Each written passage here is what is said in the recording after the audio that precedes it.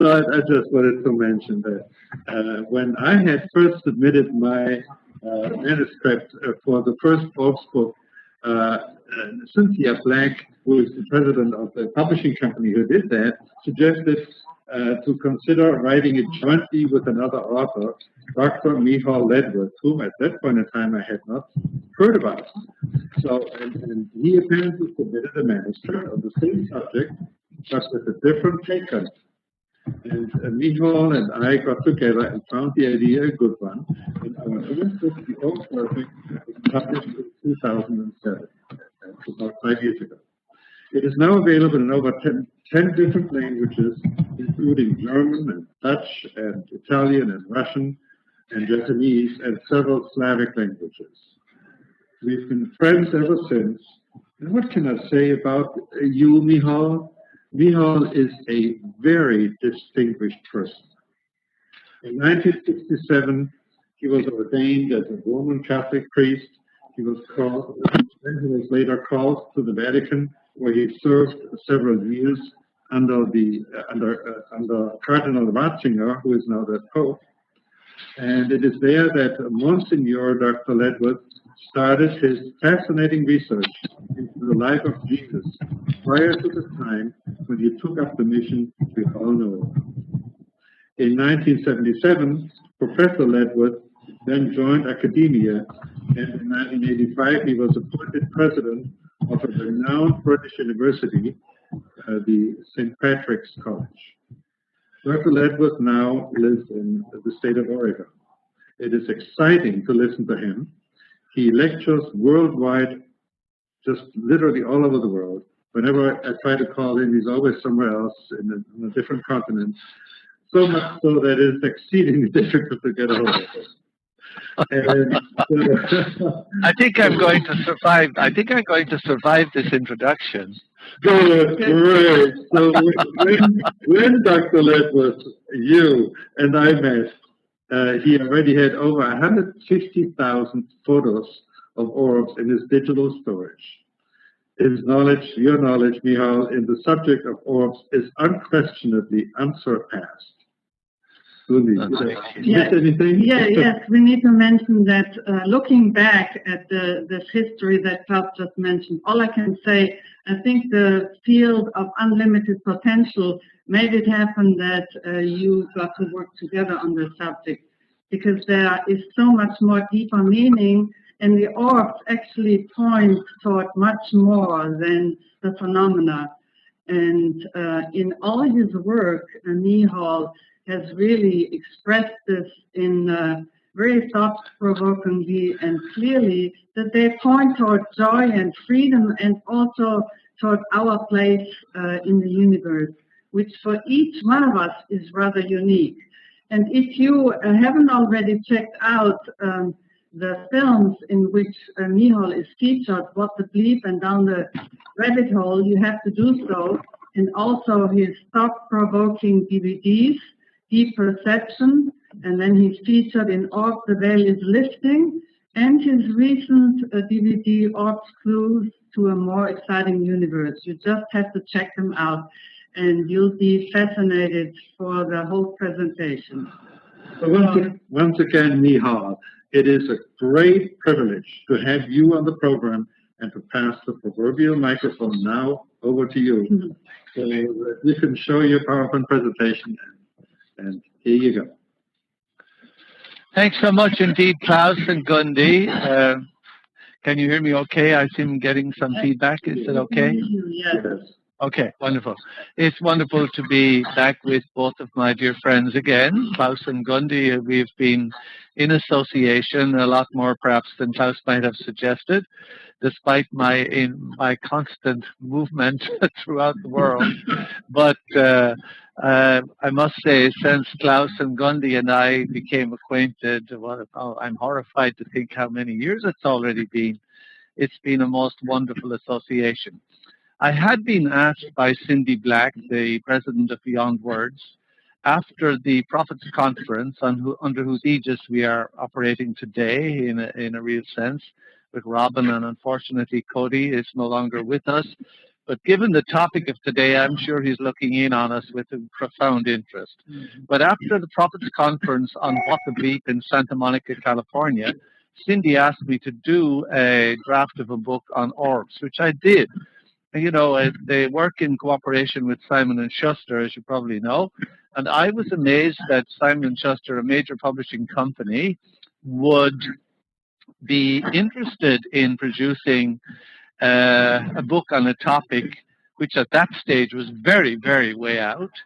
But then along came Klaus and Gundy, and of course Klaus, as you know, is a renowned physicist with his feet firmly planted, unlike the theologians, not in midair but on the ground.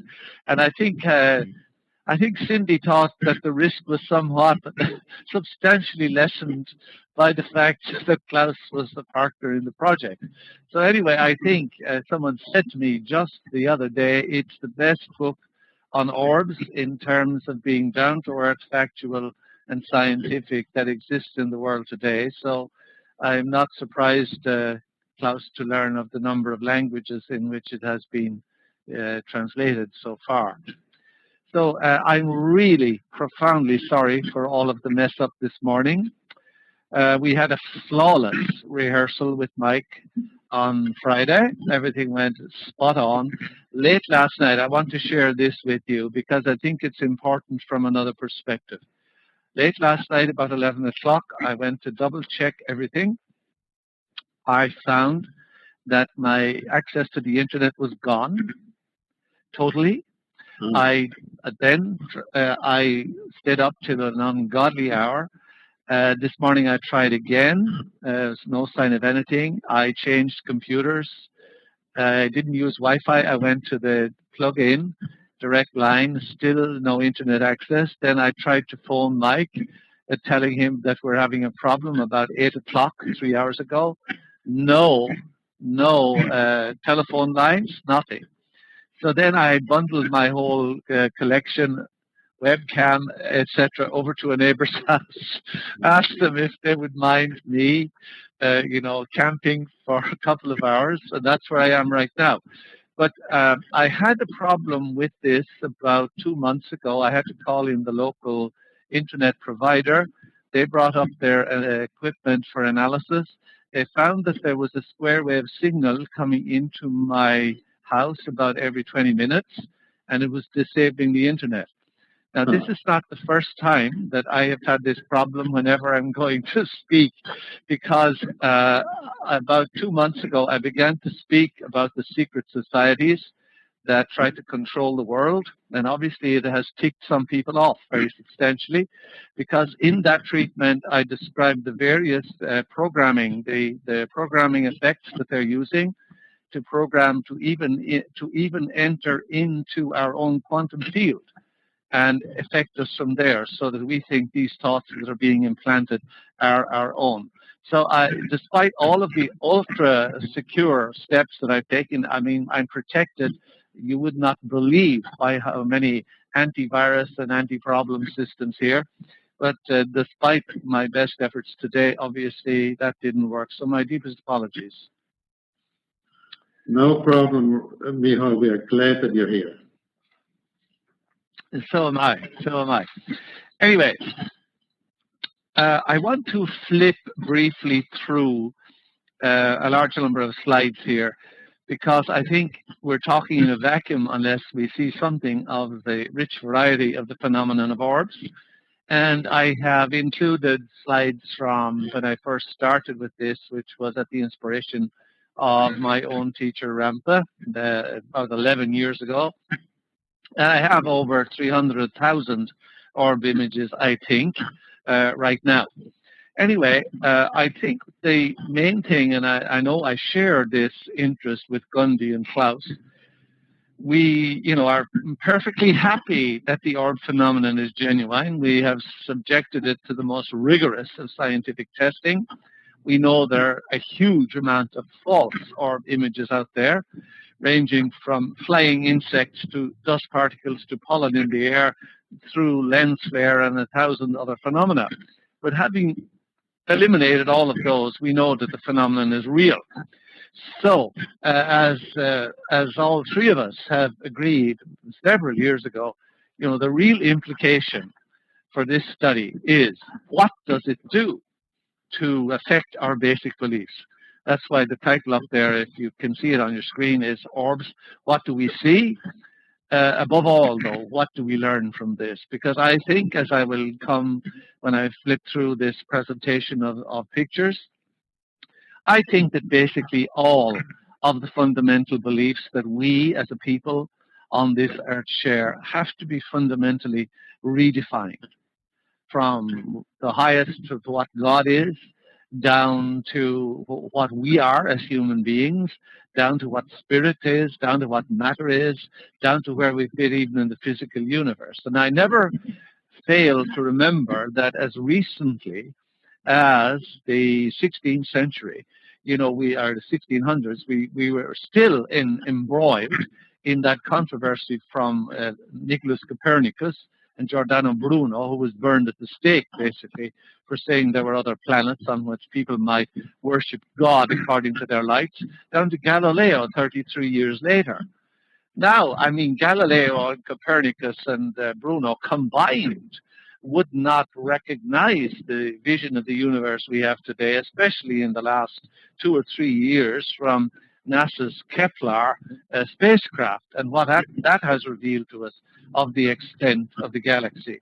And the potential, at least, from the preliminary results of Kepler, are that we're talking about possibly billions of planets in the universe. Colossal. I mean, I'm not talking about the national debt kind of billions. I'm talking about billions far, far in excess of that. And surely one or two of those at least could have fitted Giordano Bruno's specification for a planet on which people might live and worship God according to their lights, even if they were not carbon-based, and even if they did not look like us. So I think, given the fact that as early as the 20th century, now, Klaus, I'm not attacking you, obviously, when I say this, but even at the beginning of the 20th century, which was long before your time and mine, the experts, the astrophysicists of the day, still believed that the Milky Way galaxy was the entire universe. Mm-hmm. Just like they say in the time of Jesus and St. Paul, this solar system was thought to be the entire universe, and people were wondering about questions like what holds up the sky, etc., etc. So we have moved an awfully long way in our understanding of the universe and our modest place in it, even in the last decade, especially in the last 2 or 3 years.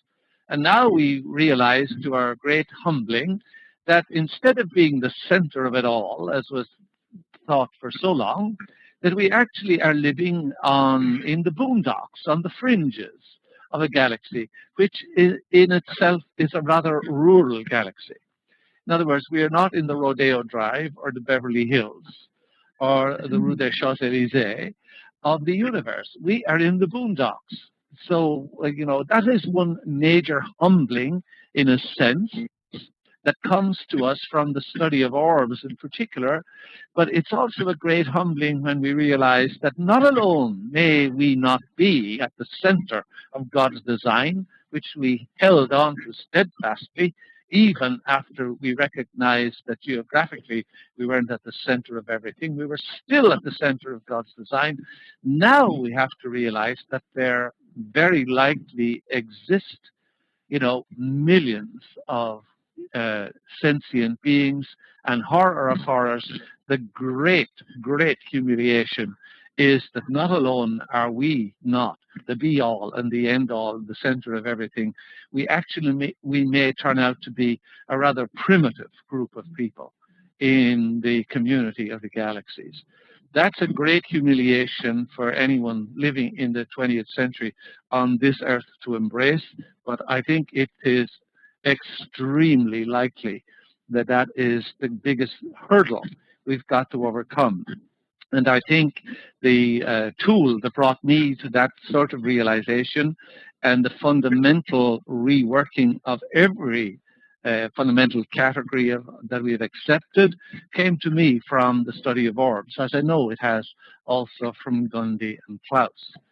So I think our greatest benefit from this study, Klaus and Gundy, has been, what do we learn? I mean, we have piled up, thousands upon thousands of images of what we see. That in itself, of course, has brought us enormous wisdom, because we begin to realize, as I did, after about 2 years of photographing orbs every night. Of course, I was part of the old paradigm. Night has to do with the otherworldly and the ghostly and the paranormal. So for the first couple of years, my orb photographs were taken at night. But after an hour a night or 2 hours a night, and then analyzing these pictures on my computer, suddenly one day, to my great surprise, I began to see orbs with my naked eye. I didn't need the camera. And the startling thing was that the orbs were, the colored orbs were much more vividly colored than what I could see on the camera itself. So this began to give me a clue that perhaps we're not living in the kind of universe we thought at all. It's actually a storied universe of several levels, and the only difference between them is a change in frequency. And I think the reason why everybody doesn't see orbs is the following. First of all, everybody is seeing orbs. But number two, we know that our brain has to filter out about 90% of the data that comes in through our eyes, because the brain can't cope with that amount of information. So it filters out the things that are reckoned not to be of practical use for living, like bringing the children to school, taking them to daycare, paying the mortgage, doing my job, etc. The brain focuses on that. And most assuredly, orbs do not fit into that category. There's no way to make orbs into a commercial enterprise. We can't even tax them, as someone once said to the British Prime Minister about electricity. You'll eventually be able to tax it, Mr. Gladstone. But anyway, we haven't figured a way to tax orbs. But the main interest that we have is that we know if we can convey to our brain, which is a complicated process, as any neuroscientist will tell you, that we are interested in seeing these orb images that are coming through our eyes, the brain will stop filtering them, and then we will begin to see them with our naked eye. So that was my clue, because, if we take the traditional version or picture of the universe, which you see in every high school textbook of physics, the electromagnetic spectrum, we're down at the bottom in the physical. Above us is the infrared. Above that is the visible light spectrum. Then you have ultraviolet and so forth. But the mystery to me always used to be, if we are living in the Hertzian plane, the bottom level, my old teacher always tells me, don't worry, you're not going to hell. You're already in it. This is as low as we can go. So if we are here on the Hertzian plane, the basic level of the electromagnetic spectrum, how come we're seeing 2 levels above that, invisible light? So if that is true, and if we accept that all of the levels, say of the 7 levels, I'll come back to this in more detail at the end, if we accept that all of these levels are slightly in the future relative to each other, so that what happens in the infrared realm is slightly in the future of us here on the physical plane, what happens in the light plane, the visible light plane in physics, is even further into the future than we are down here. So essentially, we are seeing 2 levels above where we actually exist in the physical. And that in itself bears a tremendous amount of contemplation, which I've gone into in some articles, which you can look at on my website there, Hamburger Universe, at the bottom of the screen, if you so choose. So there are an enormous number of implications that upset the neat and tidy categories in which we have all learned to see everything we understand and so forth. So if it's okay with you, I will now proceed rapidly to go through a selection of images so that people will, at least that are not familiar with this, will have an idea of the wide range of the kind of orb pictures that exist. And I've included in this presentation orbs from 2001, 2002, right up to the present day to try to give a representative sample. When I was preparing this presentation, Robin Johnson asked me to send her my favorite orb picture, and I sent her one of these that's on the screen right now. It's a vortex, a temporal vortex of the Torsian field. Now, the Russians have done a lot of research on the Torsian field 60 years ago with people like Leonid Kosyrev. And for amateurs like me, not like Klaus, but amateurs like me, I think, and any of your viewers who fall into the same category, I think it's simply sufficient to say that the gravitational field of the Earth pulls us downwards towards the ground, but the Torsian field pulls us at right angles to that. So in other words, if we step into a Torsian vortex, we're going, like what you're looking at in front of you on the screen, you're going to experience some phenomenal changes. In other words, the force of gravity is going to be diminished, and if gravity hangs on time, as some of the, or if time hangs on gravity, I should say, as some of the more recent physicists are saying, well, then the passage of time and the sequence of time is going to be radically affected by it. So when Robin asked me what's my favorite type of orb picture, I think it's these Torsian vortices that I began to capture in about 2002. And I have had hundreds and hundreds of those since then. Anyway, I move forward into the presentation itself, Klaus and Gundy, if that is okay with you. Yeah, definitely. Okay, thank you. So looking at some of these, oh my Lord, you know what?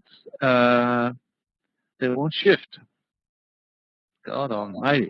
What next? The presentation will not move on my screen. Let me see if there's anything else I can do to accomplish this. I just can't believe this. Cannot believe this. Mike, are you there? Because I think you might have to pass host privileges to Lee Hall. Okay, it's working now. It's working now. These are very weird shapes that have appeared in various places. I just, as I say, giving you a sample of the kind of pictures that do appear.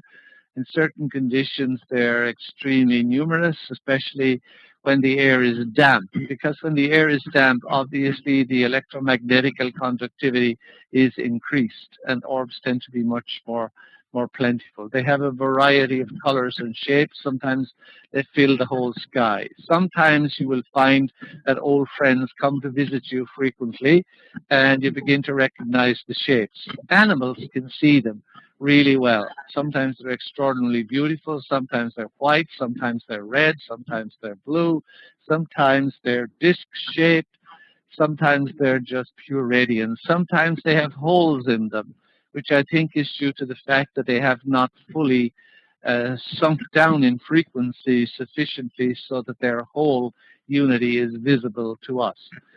So there's an immense variety of them in all shapes and forms. If you look up to the top right of this screen, for example, in addition to what these phenomena are, which I call plasmoids when I started this, and which orbs expand into when they're, quote unquote, in good humor, you will see at the top right of this picture a shape that is sort of oriented to the top at about the 1:30 or 2 o'clock position.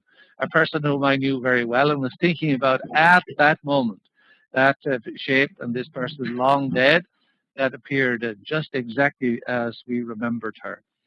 All sorts of colors appear, all sorts of shades and hues of every kind. This was taken looking up into a completely black night sky. Sometimes orbs are behind you like they are behind me in this picture. And when they don't have definite edges and circles around the, centered circles around the perimeter, I think these are not living beings, as I've come to conclude from hundreds and hundreds of these. These are actually some form of machine, some form of observational device. But you learn to see those very easily after a while when you practice this. This is also an orb that doesn't have rings around the outside, nor the characteristic bumps and hollows in it. But I think these are elements that are descending from the quantum field down through the intervening levels. Quantum field is the sixth plane of frequency, down into the physical level. And I think when they're in the infrared stage, about to pop into the physical realm, they often look like this. This orb was about, I'd say, 15 feet in diameter, very, very huge, very close up to me. So all sorts of colors and circumstances appear. These are a couple of quantum field swans on my left here, marching towards my car. This photograph was taken in broad daylight. I've often shown it. It was a being about 7 feet tall, whom I saw with my naked eye as I took the picture, but this is what came out on the film. It was at 4:30 in the afternoon against the dark background, which gives the illusion of nighttime. All sorts of strange phenomena of some kinds or other come out, radiances, huge. Now I take most of my pictures in broad daylight against the dark background because I have, how would we say, I have advanced away from the view that orbs are GHOSTS and that they're something else entirely. The colors that the orbs show, I think, give some hint of the frequencies from which they come, even though they may be far removed from the visible light realm and the colors we are accustomed to see. The colors of the other frequencies, I think, reveal the dimensions they come from. In other words, the second dimension, infrared, would be reddish. The third would be whitish, the visible light realm. The fourth, the ultraviolet realm, the orbs would tend to be blue. The realm above that would tend to be gold, and the realm above that, as you see in this slide here, would tend to be pink. So I think they give us, even though they're outside of the visible light spectrum, I think they do tend to give us a clue as to what realm of existence they come from, which should enlarge our vision of reality very remarkably, seeing that we think we are the be-all and the end-all. This is not ET about to phone home up there in the top right. This is an orb that has not yet descended fully into these dimensions. Sometimes you will find that they're filling the whole screen, the whole place around you. Sometimes they have shapes like this rocket. One, whatever this was, it wrecked my first digital camera. It was the last picture it took, and then it wheezed to a halt, even though it was relatively new. There's another type of that orb right up in the top center of the screen. And these are typical infrared orbs, like those red eyes you saw in those famous movies a few years ago. Orbs about 4 or 5 feet wide. That's a car there at the bottom, taken 12 years or 10 years ago. Sometimes these are huge. These are 16, 20 feet across. Sometimes they're small and very beautiful. Sometimes they're striated like this. But the one thing we do want to be aware is lens flare. If you're pointing your camera towards a light source, especially towards the sun or the moon, this is what you're liable to get. It looks like a very beautiful orb picture. It's actually just aberrations due to the optics of the lens of the camera. It's not an orb phenomenon at all. Neither is this one. Neither is this one. Now, I took a lot of our interest has been in communication with orbs, and I took a few of these as a sample of interest here today. This was one night, it's several years ago when this started, though I still do it sometimes. This was the moon in the night sky there above my swing, which is where my house is now built. At that stage, it was just raw land. And then I made a beautiful toast to the moon because it was magnificent that night. And I thought after I took a toast to the moon that I would find a wonderful display of orbs. And I saw nothing, just this. And then I said, is there anybody there? And then 10 seconds later, this is what I got. There's the moon down at the bottom right, and the whole sky filled with orbs. And 10 seconds later, this was the scene again. They had all gone. So, you know, this is a sort of definitive proof, in my opinion, that the orbs come and go as they will. They're not due to dust particles. There's no technology known on Earth that can fill the screen with phenomena like you just saw there and then clear it away within 10 seconds so that there's nothing. So it's one of the interesting things I found that shows that the orb phenomenon is real. Now, orbs have identifying features that are as unique to them as our fingerprints are to us. For example, you see this typical pattern of concentric circles around the outside and little bumps and indentations in the center. So if you recognize a particular orb is coming back, say if you do photographic sessions every night, you will begin to recognize, though it's unusual to get as close up as this to orbs, that there are individual orbs coming to visit you periodically every time.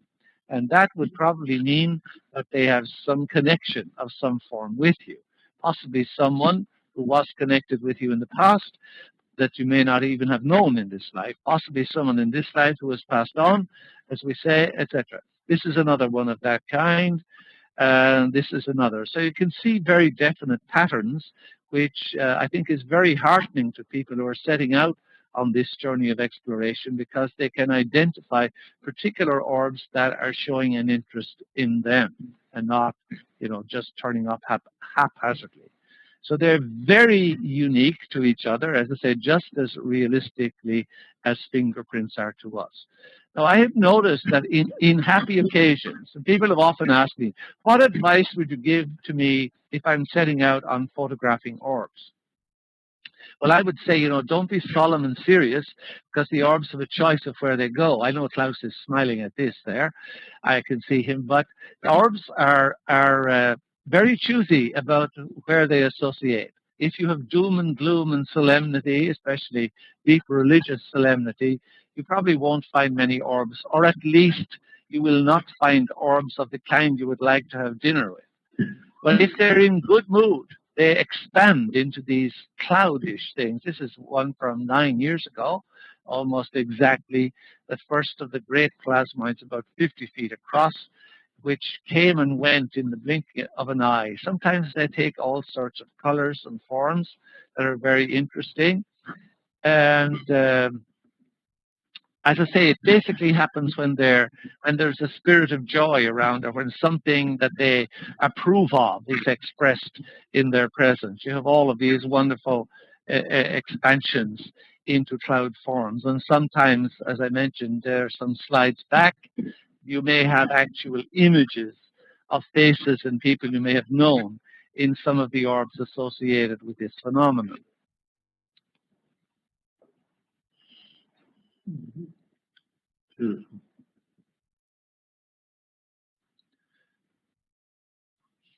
Now, communication, we're all interested in that, and I started an experiment with them. I discovered that sometimes the orbs took this hexagonal form when I photographed them. I discovered later, very, very soon later, because I've always been a keen amateur photographer, that this is due to a phenomenon of the mechanism of the camera. That was more so in the days, of course, of film cameras, but there's still, an iris and things that closes off the digital camera. Anyway, I found that when this was happening far more times than it should have, this is the round form of them on the same occasion, this is the hexagonal form, I found when it was happening very frequently that perhaps the orbs were trying to communicate with me visually, even though I couldn't hear them at that time. So I began to test it out. I said, let's take the hexagonal shape that you're looking at there as a positive response, a yes response. Let's take the normal form, the round shape, as a no response. And I did a test of, obvious answers that everyone knew to see if this was happening. I found I had to wait about 30 seconds for a response, but when I did, all of the yes and no answers checked out. So I said to myself, okay, the orbs are trying to communicate with me in this form. So I asked, it was a very tedious process because you have to formulate questions, then you have to wait 30 seconds, then you take a picture, and then you see what the answer was. But in the course of all of that, anyway, to make a long story very short, they talked about the whole future. They talked, for instance, about things that had not yet occurred, about the war in Iraq, about the war in Afghanistan, for example. They said it would initially be very successful, but afterwards it would not turn out to be so successful, and in the long run it would be pretty much a disaster. Anyway, I would say no more about that, lest my connection is even further removed here. But anyway, look at this little device up in the top left-hand corner. This came at one point, and that's the shape it took when it came further down. And it seems to me that this is some form of mechanical device. I went up right close to it on many occasions, and when I went really close to it, my hands are out there not to worship it or embrace it, but because there was a shimmering field around this gadget, a shimmering field around it which I wanted to measure for the camera. So I was putting my hands where the edge of the field was. But the next day I began to notice that my face was burned, like if I'd spent a day on the beach or something. And I was wondering if I'd got some extraterrestrial radiation, but nothing fortunately occurred from it. Now, I mentioned the Torsian vortex there briefly earlier on, and what passing into that vortex can do. The vortex, obviously, in itself is invisible. The fact that the orbs were in it, swirling into the center, made it visible to me and to the camera. But this is an example of what a Torsian vortex that's not really visible can do. You notice my face there in that picture is somewhat blurred, and that's because I'm in the vortex there to the sides of it.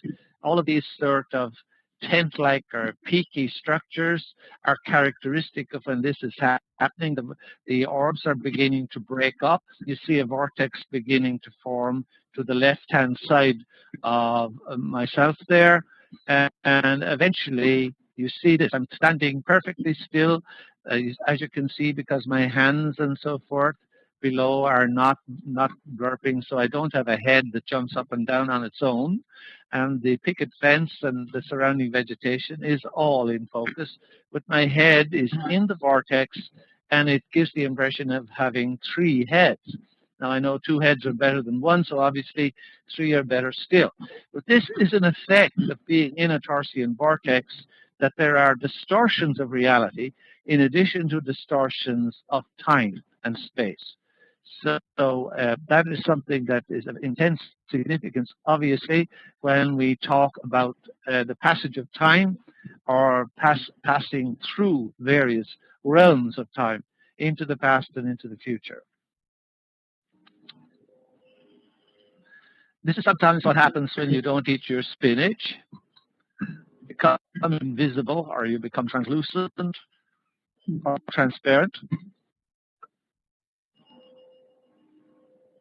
These photographs have not been touched in any way, shape, or form. And I know there's all sorts of things like double images, double exposures on our pictures. I assure you there are none of these. Anyway, when the Torsian vortices appeared, these were the stages of them, and I stress this for those of you who are taking our pictures. These will not come, in my experience anyway, until you have spent a great deal of time consistently focusing on and photographing orbs. But you will notice the orbs are beginning to break up in this form, like skeletal objects. There's a different form, a different version of it. And these were in broad daylight, as you can see from the blue sky up above. These are drawn from many different photographic sessions, as you can see from the different clothes I'm wearing. Eventually, after a certain stage of decomposition takes place, what you're looking at over my head there starts to form. A sort of funnel effect begins to generate, where you have this cobweb-like appearance being assumed by the orbs. It's as if things are being sucked into it. And eventually, the little vortex there is forming over to the right of my head in that picture, and the orbs are losing form entirely. They're looking like white blobs being stretched here and there. And then the vortex begins to develop, spinning to the left. And then finally, the full vortex is formed, as you see there, with the little fuzzy part, which is the core of the vortex, right at the end. Now, this, as I said, is the wormhole, actually, between dimensions. This is the picture I put on the cover of my DVD, Orbs Clues to a More Exciting Universe, because I felt that this is one of the keys to how we access these other dimensions. We're not imprisoned here in the physical. We can access the other dimensions right up along. And I think Klaus and Gundy will agree with me that that is our main interest in what the orbs can self-correct in us, what the orbs can tell us about where our understanding of reality is seriously primitive and deficient. Anyway, that I think sometimes there's a double vortex like that, triple vortex like that, and so forth.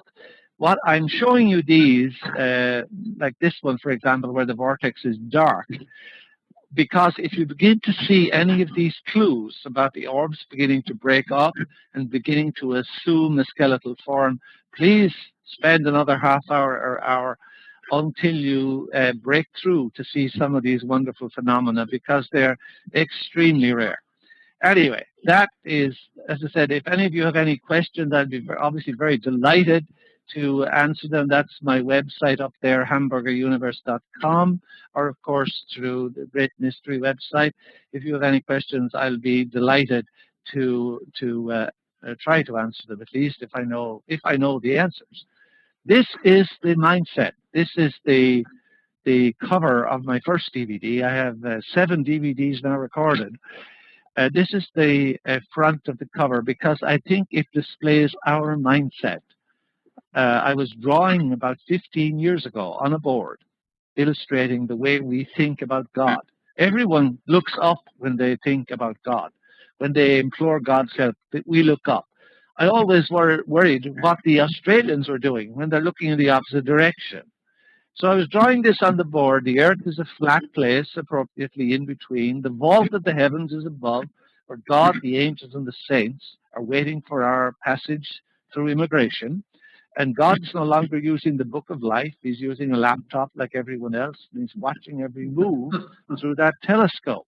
And beneath, we have the vault of the underworld, where we have a convenient, hot and cold hell, because I noticed that if our religion began in the hot countries of the world, like the Middle East, with Judaism, Islam, and Christianity, our hells tend to be warm. Whereas religions that began in the colder regions, like the Nordic religions, their hell is cold.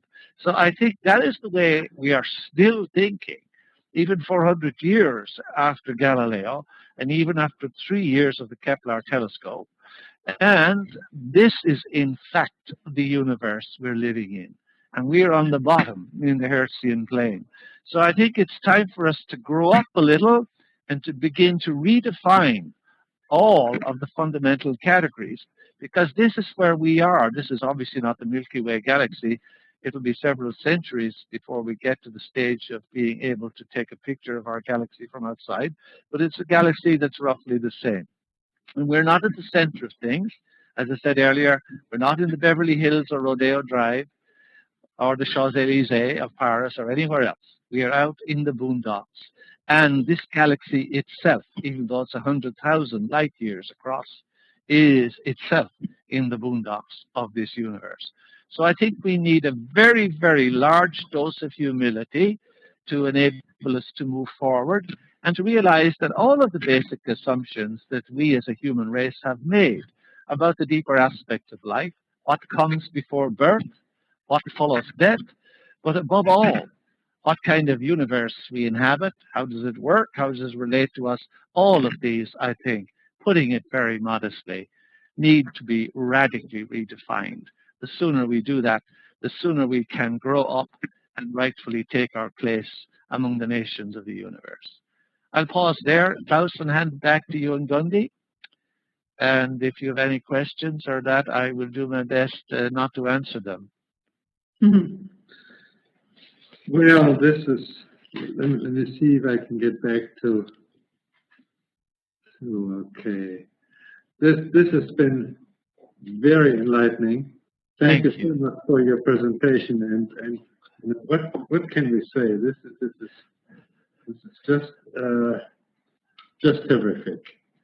Yes, I'm very glad that you expanded into how our belief systems have to be changed and hold us back really to move forward toward what's possible. And that's really the topic that interests me most, because it contains the keys to what needs to happen next for all of us. And it's so subtle for most of us. Sometimes we are just not even aware that there are so many belief systems that do hold us back in all our actions and interactions and views of what needs to happen in the world. So if you can expand more, unless there are specific questions here from the field, this would be the topic where... Yeah, Gandhi, I mean, I've greatly admired the work that you and Klaus have done in this field over and beyond ORBS, teasing out the implications of them. But, you know, one basic point while people are gathering their thoughts if they wish, if we are living down here looking at the screen on the realm called Hertzian, which is the physical plane, and the infrared, the realm so-called of ghosts, etc., and we have to redefine all of those. What are ghosts? You know, they're just beings that have lost a physical body. But if we exist here, we know, I think, Klaus will correct me on this if needs be, we have to exist also in the realm above it in frequency, and the realm above that, the realm above that, the realm above that, the realm above that, right up to the peak, which is the point zero. We must exist right back to there. And this has enormous implications for our understanding of what God is. Because, you know, if spirit, or whatever we call ourselves up at the realm of point zero, if spirit starts to journey down through these planes, which my own teacher Ramtha has taught extensively on, but I was so pleased to find this corroboration of it. We on the Hertzian plane must also exist on all of these other planes right up to the top. And I remember what Nelson Mandela said on the day of his inauguration. He said, you know, the things that really frighten us and appall us are not our lacks and our weaknesses and our deficiencies. The thing that really frightens us is the power we actually have. Later, I found that he was quoting Marianne Williamson without acknowledgement, so we have to apologize to Marianne. But I think that taking Nelson Mandela made it known more widely than Marianne could have. I think that is the basic fact. And that the unfortunate thing then is that the real difficulty we have in embracing is the enormous ability we have if we can forge a link to these other dimensions which are in us. They're not out there, up there. They're in us. I often think, you know, it's like I hang a dress or I hang an overcoat in a closet. You know, the bottom of the dress or the overcoat cannot hang there unless all of the levels right up to the rail on which the coat hanger goes is in place. So it's like that. If you let point zero be the rail on which it all hangs, all 7 levels can only exist if they're hanging off that one rail. So the Hertzian plane at the bottom couldn't exist without the infrared, visible light, ultraviolet, blue, etc.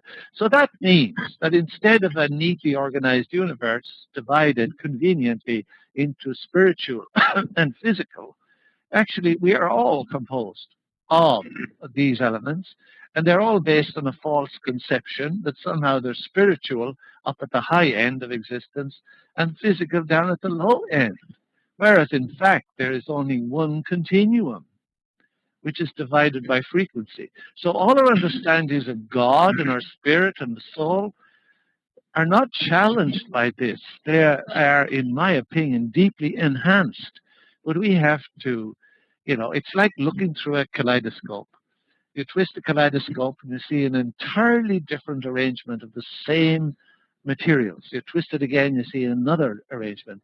I think we cannot, the religious ways of understanding God and the soul and existence prior to and after death cannot be improved. They have to be revisited, like the kaleidoscope. The old paradigm won't work. We need a new paradigm entirely to look on reality. And I think, at least for me, and if I may be so bold, I think from what Gandhi and Klaus have written and spoken about, I think it has done the same for them. Mm-hmm.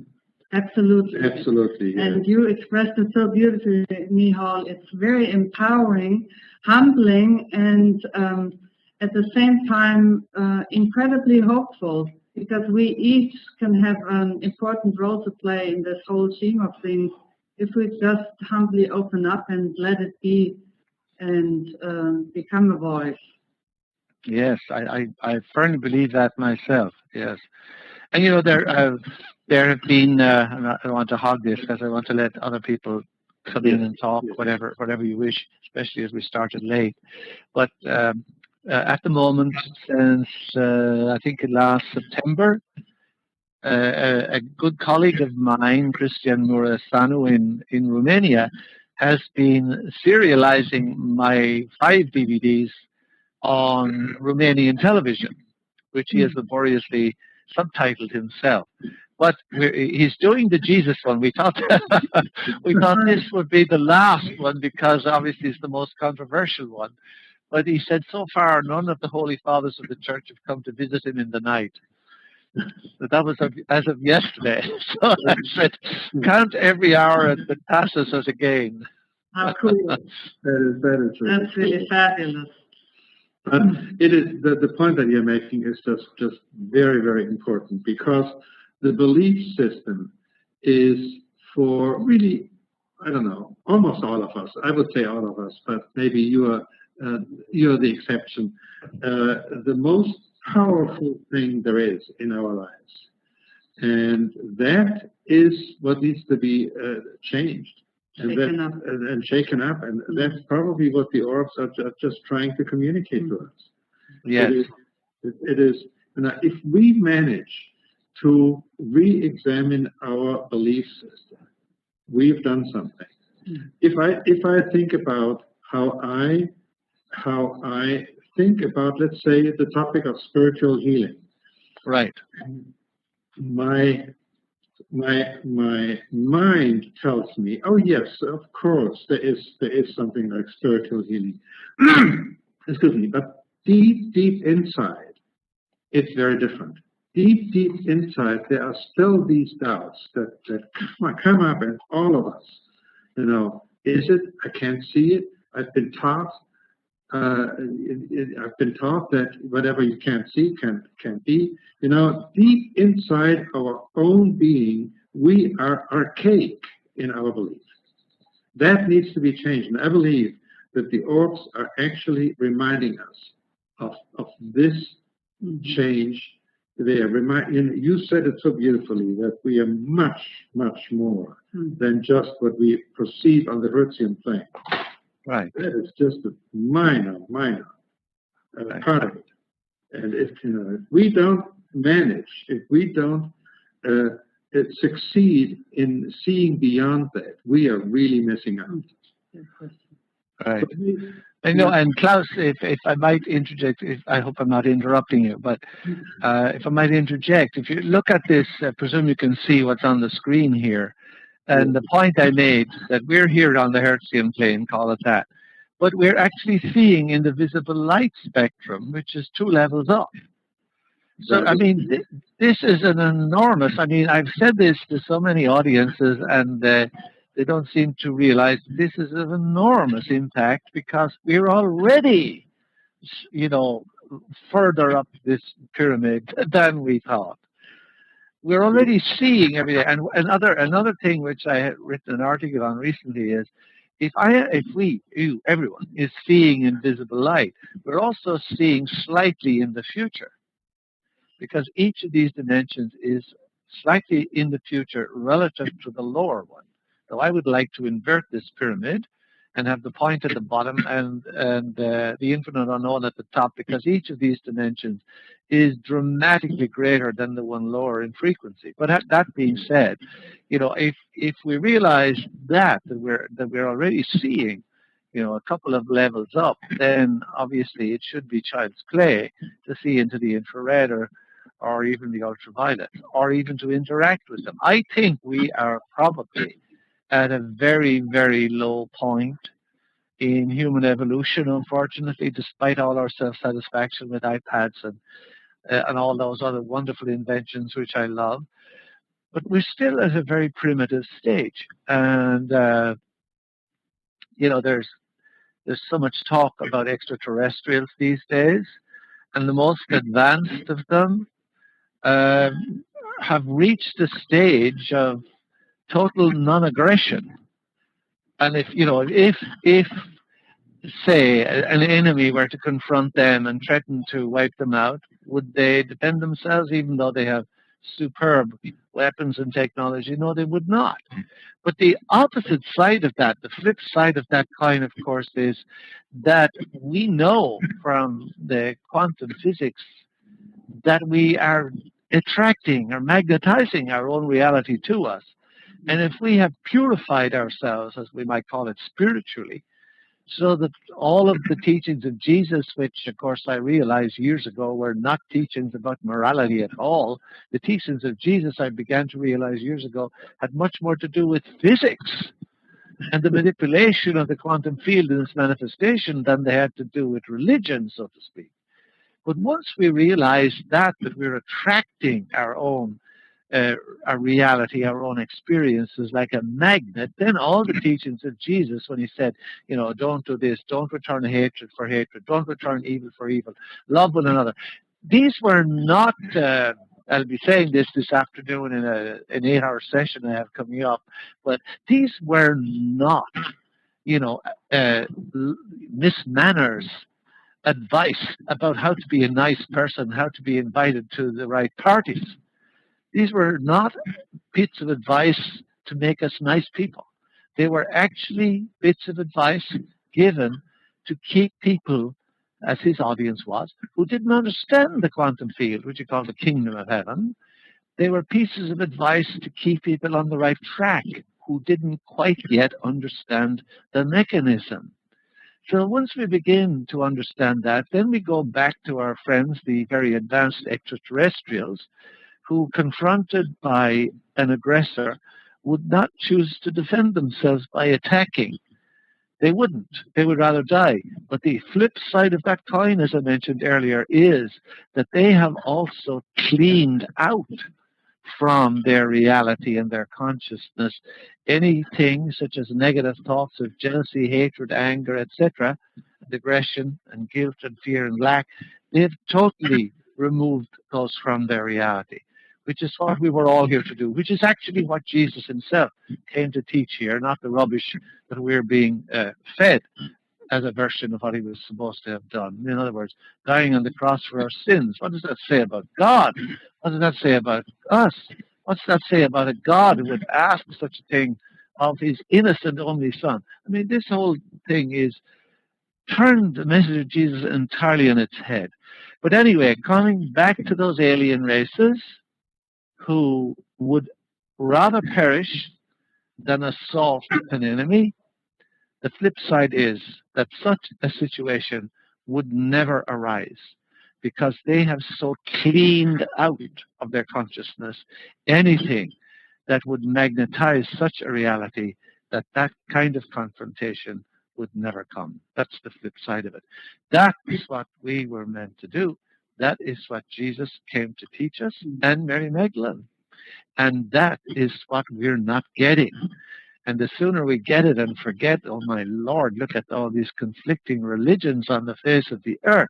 I spoke at the Parliament for a conference of world religions in Cape Town about 10 years ago, and to my great horror, and I'm not easily horrified in matters of religion, I discovered that there are now over 20,000 congregations, churches, and denominations and gatherings that claim to be Christian.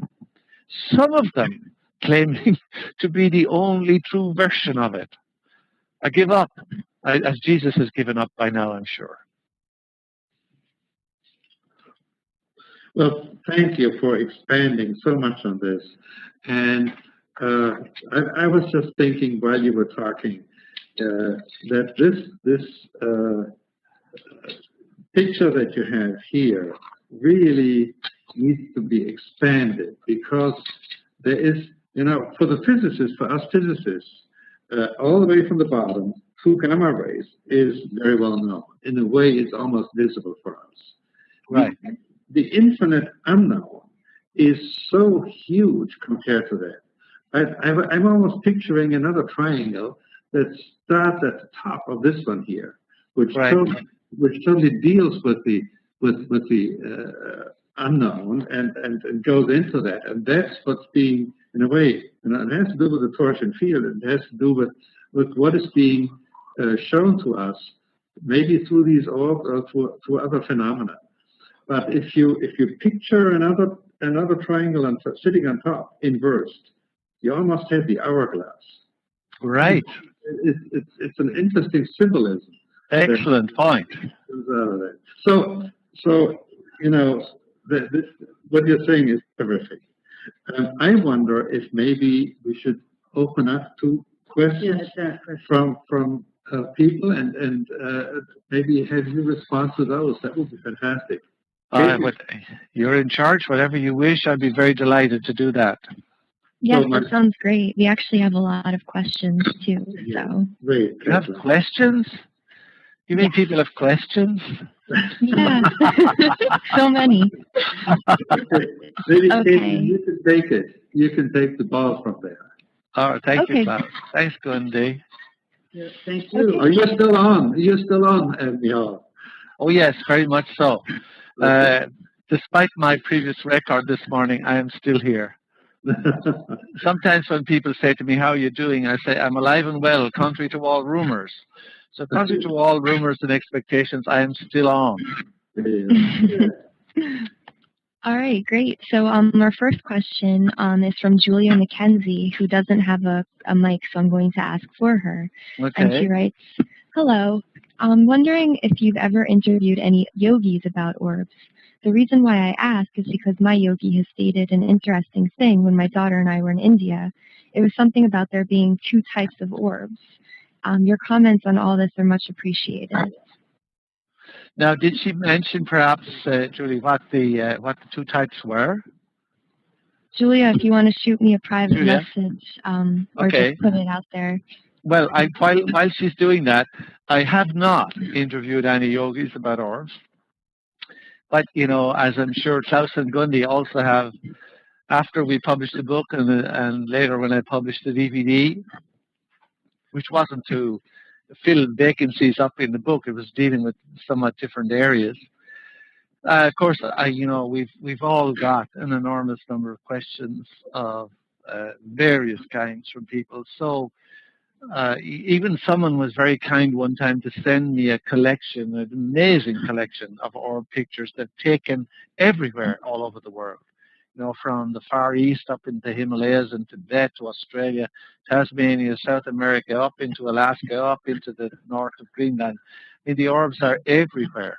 But I don't know, I have no idea what a particular yogi, and I suppose when you ask what is a yogi, it's like asking what is the price of a car or what's the length of a piece of string. It depends on what particular interest you have. I'm always taken when Jesus and his twin brother Thomas went to the East long ago, 2,000 years ago. They spent Jesus spent 6 years with the yogis down in the cities of India, and then after another 6 years went up into the hills, into Nepal and Tibet. But all they found in the lower regions were pompous gurus who wanted to be worshipped and served and taken care of, and they never taught anything of any insight into the nature of reality. So, I mean, when you say yogis, I mean, I know there are magnificent beings in India and many other places who are yogis, but again, it's like, what's the length of a piece of string?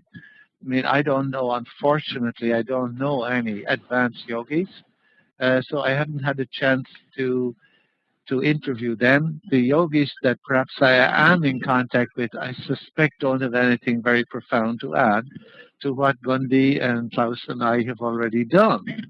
And I really hate, if I can be so strong as that, because I don't hate anyone, I haven't the energy, is I hate people who say that a certain color of orb is the Archangel Michael and another color of orb, is the Archangel Gabriel or Raphael or Panuel. There's no justification for saying that. The orbs are beings of these other dimensions. They're as down to earth as you and I are. Let's not replace the old enslavements with a new set of enslavements. The human race has been kept in bondage long enough, with mysteries and prohibitions and punishments and threats, and basically we are not here to obey a certain set of rules set down by God on the basis of which we get a reward after death.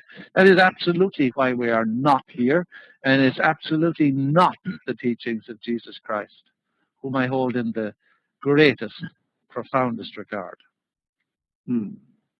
Yes. Oh, actually, Julia just wrote to me, and she wrote, I do remember him saying that there was one kind that was like trying to hitch a ride to evolve into a higher state of consciousness. Well, I do know myself. I don't know. I really can't add anything substantial to that second part of the question. But I do know myself, of course, that there are beings in existence that are not helpful to our evolution. But basically, one thing that I have done, I have photographed orbs, or I don't, let's not say orbs. I have photographed beings outside places where personal responsibility is diminished. Like in places where people are taking drugs, their personal responsibility is diminished. Where people are drinking alcohol to excess, personal responsibility tends to be diminished. And I invite you yourself to take your camera to such places outside bars and discos. I am not condemning bars and discos. Don't send me emails about whether I'm condemning bars and discos. I am not. I'm simply saying that if you take your camera and aim them up outside a bar or a disco or a party where people are taking drugs, you will see blobs of some kind of material hanging off the electric wires and hanging off the beams, etc. These are earthbound spirits, which are beings who were so materialistic in this life that they never gave any credence to something beyond it. In other words, looking at the triangle here in front of us, they never gave any thought to the infrared, visible light, and so on upwards, not to speak of Klaus's pyramid on top of that, inverted. So they're earthbound. They're trying to live off people who are still in their physical bodies and try to live through them. They're basically parasites of a spiritual kind. And some of them can be quite a drain. And there's a way to deal with them. I mean, you don't have to talk about, casting them out. Most of what they need is help, direction, information, because they don't know what to do once they lose their physical body. They're cast adrift without a compass in the middle of the ocean. They don't know where to go.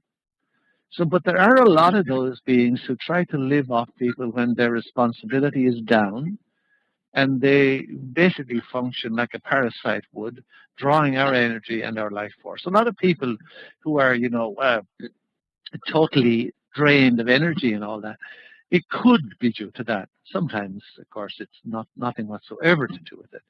Everyone says, oh, I need an exorcism, I need this. No, you don't. You just need to get with it.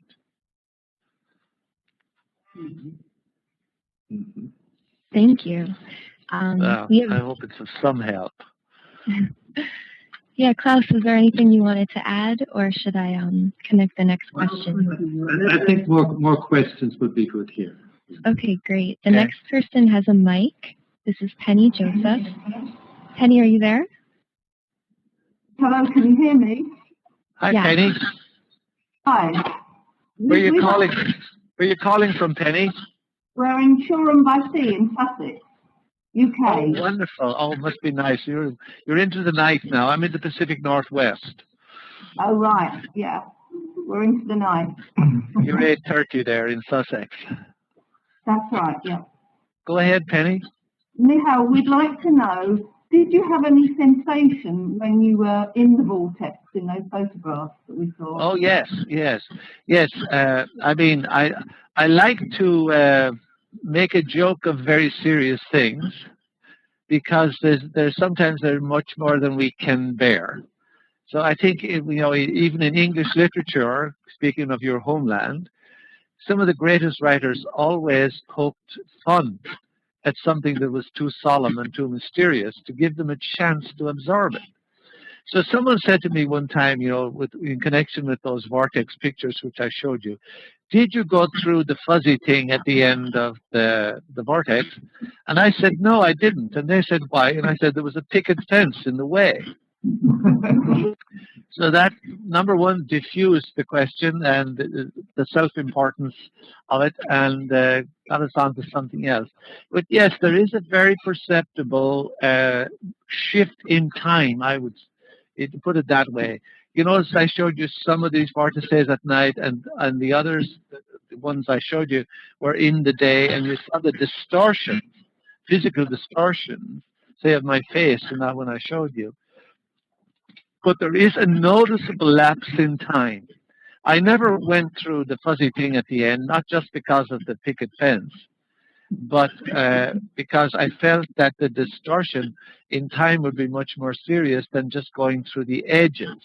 Now, the vortex was from the camera, which was on a tripod, to the fuzzy core of the vortex was probably about 15, maybe 18 feet, and it extended back behind the camera roughly the same distance. So this is a quite huge phenomenon. It's about close to 30 or 40 feet long, and it's spinning.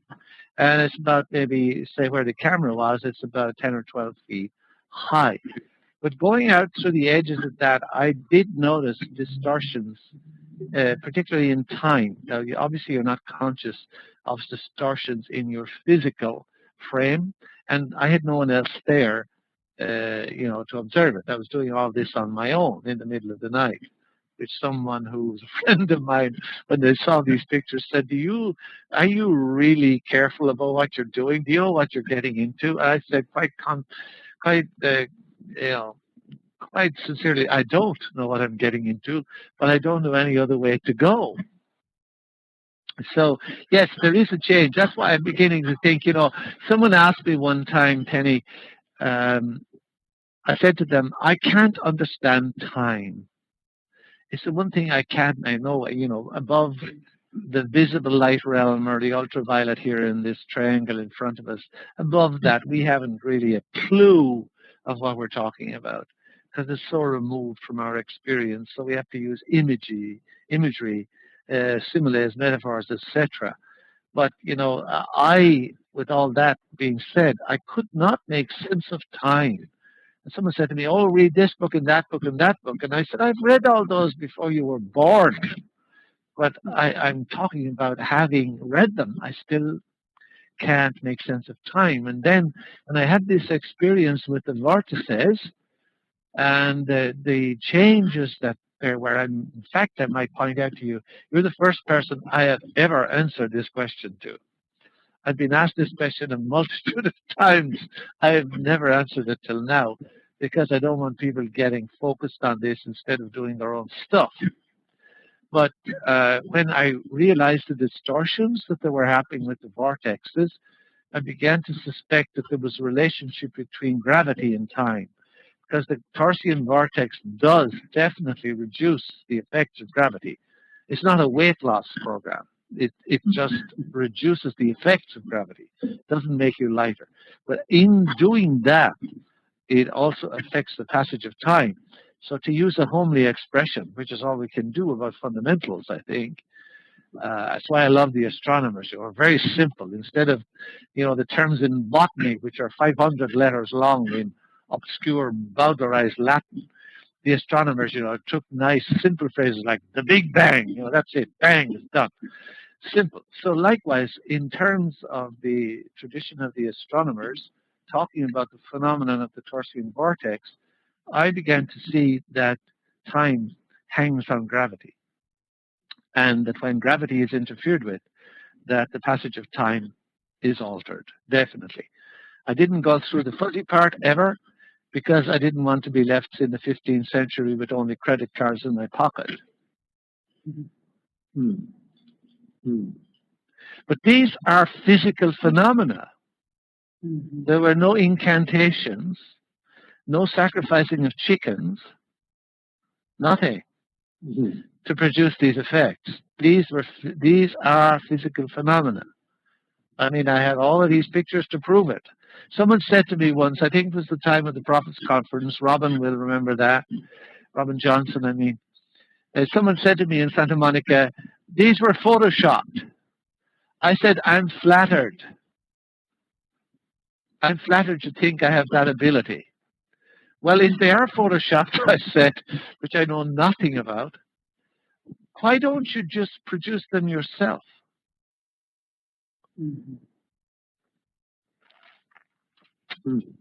And needless to say, they haven't been produced yet.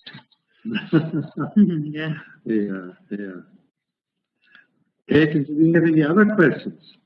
Yeah, we have a lot more, actually. Well, thank you, Penny. Thank you so much. Enjoy the evening in Sussex. Okay, our next question is from Dennis Farley, who doesn't have a mic, and he writes, Hi, Michal, Klaus, and Kundi. Some believe that orbs may be spirits of departed humans. What do you think and why? I say they are. Some of them are, undoubtedly, spirits of departed humans. But if you look at the triad here in the diagram again, there are beings who have come from point zero. Let's call them spirits, for want of a better word. I hate that word. But let's call them spirits for now. Some of them have come right down here into this realm of polarity, which begins at visible light. Beyond visible light, we have no polarity. That's why I think it is so important for us to remove polarity from our lives, about everything we believe, about everything we understand, about everything we remember. Because when we die and lose the physical body, and we go up through that realm, we are going to lose everything that's polarized. That's why most of us come back with no memories or almost none, because they've all been polarized. There's all about competition. It's all about lack. It's all about jealousy, fear, hatred, envy, all these things that Jesus said avoid like the plague because they're to your detriment. So yes, the braver spirits, to call them that, have come right down here into polarity, that final three realms, as my teacher Ramtha has taught it, and which makes so much sense to me. They have come down. But the beings that have come down here are not the totality of beings that exist. There are beings in these four upper levels that have never come down here at all. Whereas the ones that have come down here have bought into the system, and usually, if they haven't resolved everything fully, which would be a word we would apply ascension to, which has nothing to do with going up in a vertical direction from the earth, surrounded by smoke and light and all that garbage. It's something much more profound and deep than that. If we have not resolved all our issues, which is ascension, which focuses a perfect conductor between point zero and the physical plane, so that we walk on this earth as God, man, God, woman realized. If we haven't done that, we'll be drawn back here to resolve it. And we're usually drawn back to the issues we haven't addressed, to the issues we haven't solved. So the circumstances in which we are reborn reflect the issues we need to address to be free. Usually we see it as an imposition, as highly unfair. Why did God do this to me? We've missed the boat. Before you know it, you're going to be back to the diapers again. Now, the U.S. Army has recently, in the last 3 or 4 weeks, has developed a Kevlar diaper for use in Afghanistan and Iraq to protect the private areas of the military from significant damage from IEDs. So don't worry about going back to the diapers. If you can get your hands on just one of these Kevlar units, it'll probably see you through several lifetimes. That is a joke. I am just pricking the bubble of becoming too serious here. So yes, most of the orbs we see, for the simple fact that they are making themselves known, taking that trouble, so to speak, are the beings who have previously incarnated and who may well incarnate again. But remember, the less baggage we carry when we go through that barrier after death, the more favorable our next incarnation will be. Now, I know the religions of the West have a bizarre array of beliefs about what happens after death. But, you know, they have nothing at all to say about what precedes life. And when you begin to realize the law of magnetism that works in the universe, and therefore that my next incarnation is going to be determined in its circumstances largely by the issues I didn't resolve in the previous one, well, then I would have to say that having nothing to say about what precedes birth is not just a minor oversight. It's a colossal omission.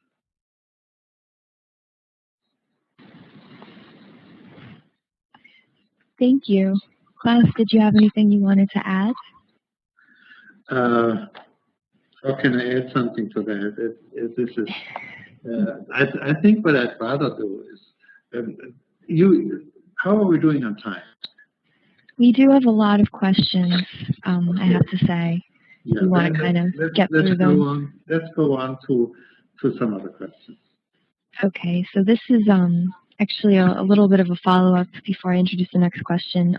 Dennis Farley, who asked the last one, was just wondering, if since yes, the answer was yes, if people should do something to guard against like evil orbs or spirits when inviting them to visit. Well, I think it's a very stupid thing to be inviting negative entities into our lives. It's equally stupid to feel that we're defenseless against them. No negative entity has any power that's superior to ours. So if we lead a normal life and take a sane attitude to reality, we have nothing to fear from negative entities.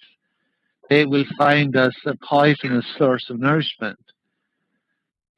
But you know, one of the biggest limitations that we have here is fear. Fear. And if we fear something, we are drawing it to us like a magnet. So, you know, it's like people trying to heal disease and illness. You never focus on that. And I have it on the screen in front of me. In the past, we thought that demons were the causes of disease. Now we've replaced the belief in demons of disease with viruses, germs, and bacteria, for example. In other words, the world of medicine has replaced the world of superstition. And, you know, it's not so long ago since physicists thought that the heavenly bodies were pushed around by angels.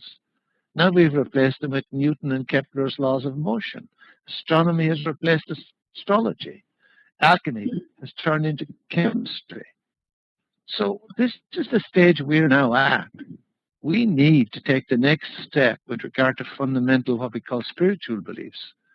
We need to take the step from meteorology into meteorology from gods like Zeus and Poseidon. If someone came on CNN, for example, the time of Hurricane Katrina, and said that Poseidon, the god of the sea, had descended upon New Orleans, or that Zeus had sent a thunderbolt down and killed somebody, I don't know what we would think of them. You know, but nobody comes on CNN to give a weather forecast in terms of Zeus and Poseidon. But that is precisely what we are doing still in the religious realms.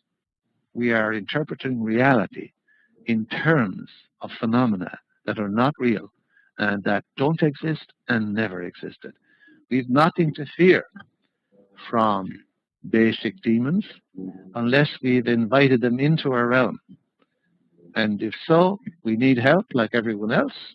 But basically, it's not something to which we're all prey. They're not more powerful than we are. They are very real, and they can be a major problem. And if you have such a one, you should address it and get help.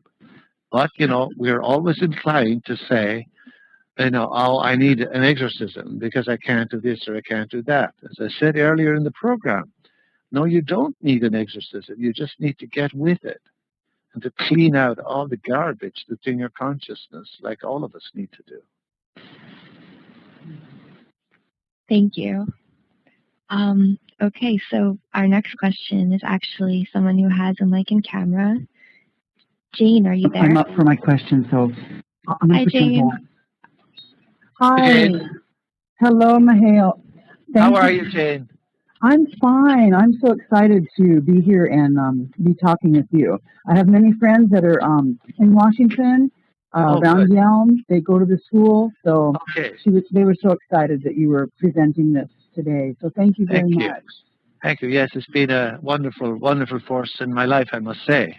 Yes, and one day I hope to also be there and enjoy that. And you couldn't do better. Thank you. That's a good affirmation for me. My question is, does our ability to see orbs, does it relate to our own individual level of consciousness or openness to a new viewing of our own personal reality, or do the orbs appear to us to help us in that part of our journey? I don't think it's anything to do with spirituality, which is a word I hate, because it's so misleading about reality. As I said, there's only one continuum from the Hertzian plane up to point zero. It's divided by frequency. The bottom is not physical and the top is not spiritual. So does the ability to see orbs have anything to do with my special standing in the sight of God, to use an old phrase? Nothing at all. It has all to do with somehow communicating to my brain to stop censoring out the orb images, which are part of the 90% of the information which the brain already is censoring out of what comes through my eyes. So basically, we're looking for a tool that will communicate to my brain, and you can't do this by saying, dear brain, I want you to stop censoring those orb images. You might as well go out and have a cocktail. It'll accomplish just as much. You've got to communicate through the ways that are real to your brain how to do this. And I have found, I'm not saying obviously that's the only way, it's certainly I'm sure not, but the way I found it worked is when I spent, say, about 2 years every night photographing orbs, for an hour or maybe 2 hours, which is easy to do now with the digital photography. It would be absolutely prohibitive in the old days. But eventually, after that focus on orbs, the brain, I think, gets the message that this guy wants to see these things, so the brain will stop filtering them out. It's as simple as that. It's to do with interest and focus. It has nothing to do with your higher level of frequency or anything else. Nothing.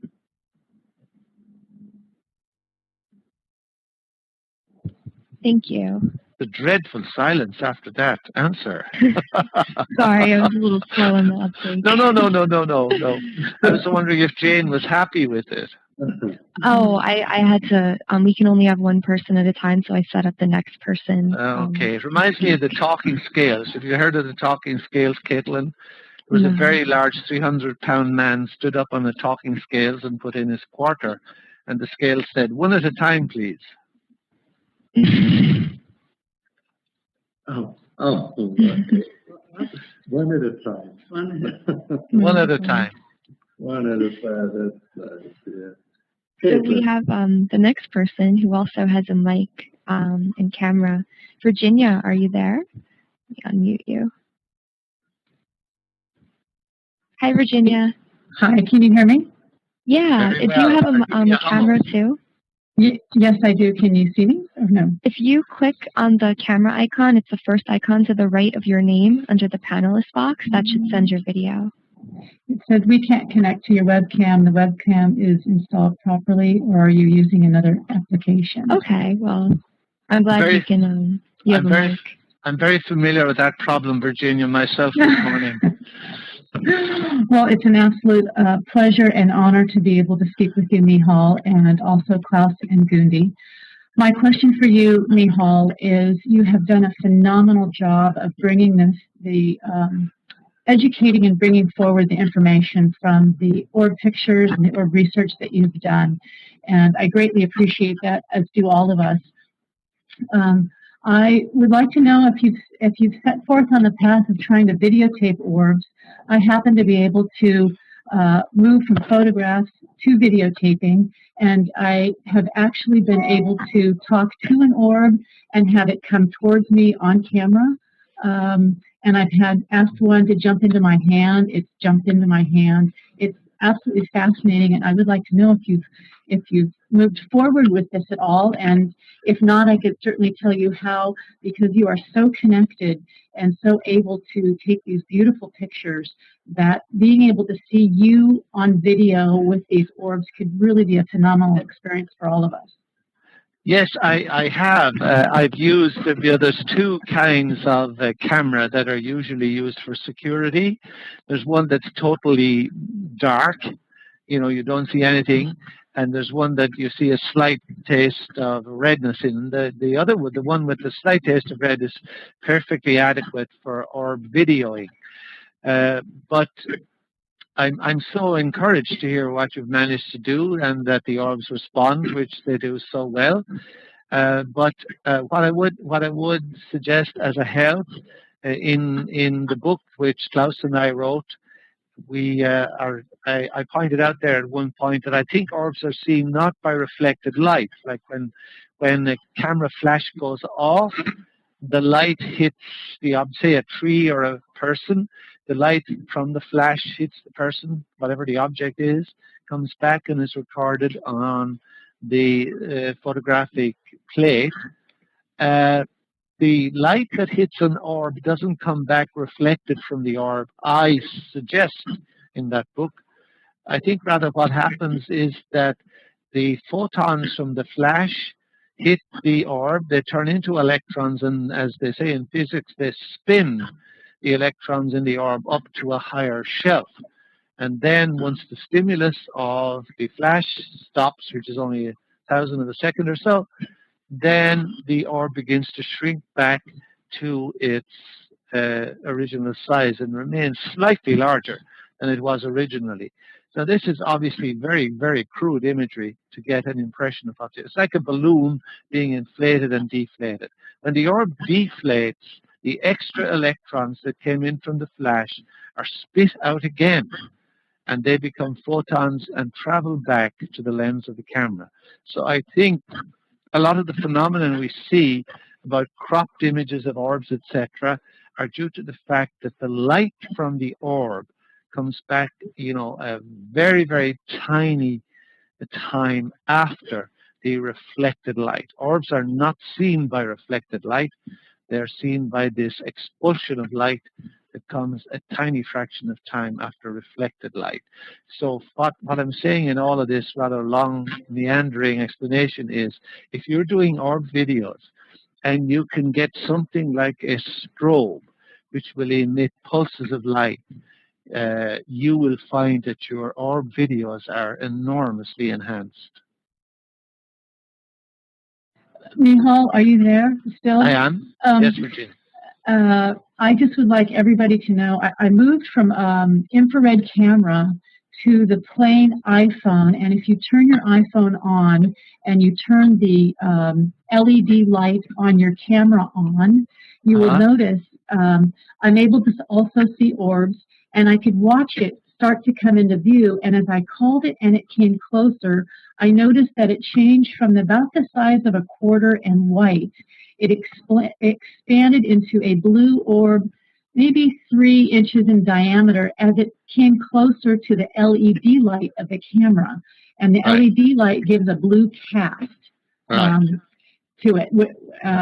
So I kind of wonder, when we take orb photos, if maybe some of the orbs are not becoming colored from something in the flash of our camera also? Because I did notice this on video. Well, I don't know. I mean, if it were just that, I think it would be hard to explain, in the one photographic session why you have such a variety of colors, even in this single shot. But I know I have not done that with an iPhone, but I know that, for example, the regular digital camera range that we have at the moment are sensitive to high infrared, not to middle or low, and to a tiny spectrum of ultraviolet, which is above the visible light. So that means they're able to access realms, that are above and below the visible light spectrum. However, as I was emphasizing in the earlier section of this interview, we have two barriers to seeing orbs. One, obviously, is that some orbs are not in ultraviolet and they're not in infrared, they're in higher frequencies than that. That's number one, and your camera can only go that far. Now, I know the iPhone camera is very sensitive to that. I've seen that. But what I'm saying is that the second problem with seeing them with your naked eye has nothing to do with frequency, because we are, with our naked eye, able to see beyond ultraviolet and higher up in frequencies. Then we have to deal with the second problem, which is that the brain filters them out. So those are the two issues we have to. But I'm really, really delighted to hear. There's also another metaphor. The variety of expressions coming to us from that which is beyond is just so immense that we cannot possibly really understand and grasp all of it. And so we may be talking about just simply a different mechanism that is expressed to us in such a way that you can see that, or that we can see that. So there is, just as in our reality, there are tremendous varieties of living beings. There is a huge variety of expression in this other reality. Beyond our reality. Well, Michal, how do you think of that? Oh yes, I totally agree. I mean, that's the implication of everything I've been saying. That we have rather painfully got away from the belief that we're not at the center of the physical universe. But we that's just the beginning of the problem, because there are vaster regions of existence that are above and greater than the physical universe. And when we begin to realize all of that, then I suppose in a sense we'll begin to see that the problem of whether extraterrestrials exist pales into insignificance in comparison to the issues about whether interdimensional beings exist. And what relationship do they have to you and me? And especially when we realize that all of us are actually interdimensional beings who have these 6 levels, just to use that simple diagram, who have, in terms of that diagram, 6 levels above the ones we know. And all of what we are so graciously pleased to call our spiritual evolution, or our miraculous abilities to heal, etc., only comes about when we access these other quote-unquote bodies of us that reside in realms above, because there are elements of that triad that we can access to produce healing. And it will trickle down slowly from that realm when we access it into the physical plane. So all of the stuff, all of the things that Jesus spoke about so wonderfully when he said, all the wonders that I did, you will do, and you will do greater, is all about accessing these realms of ourselves, which are inside.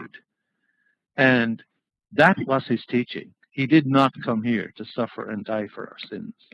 What a ridiculous idea. Yeah, that sums it up beautifully, and it comes to mind for all the questions that couldn't be answered in the program. Some of your listeners might want to tune into Michal's website, Embryo Universe, and expand on some of the wonderful material he has available there, which might answer your questions. And then, of course, there are more sessions coming up. Klaus? Yeah, so at first, Michal, thank you very, very much for this most enlightening presentation. It was really, really enormous. And to all of those of you who had questions, thank you for the conversation, for the questions, for listening. And for the team to make it possible, for us who don't understand all these details. Thank you, thank you. Yeah. In 2 weeks from today, we have Professor William Tiller here. He is another phenomenal person, very highly esteemed scientist, and he will have a perspective that is enlightening again. It will be enlightening to all of us. So let me not say much more of it. And then on May 27th, we will have Dr. Norm Shealy. He is, again, a very well-known person in his own right, a medical doctor and a scientist who has combined his intellectual understanding of medicine with his intuitive understanding of what is beyond that which we can see, which we can sense with our senses. So with that, thank you, everybody. Thank you, Michal, and we'll see you again in 2 weeks. Thank you, Klaus and Gundy, and thank you, everyone, for listening in, especially to Robin Johnson.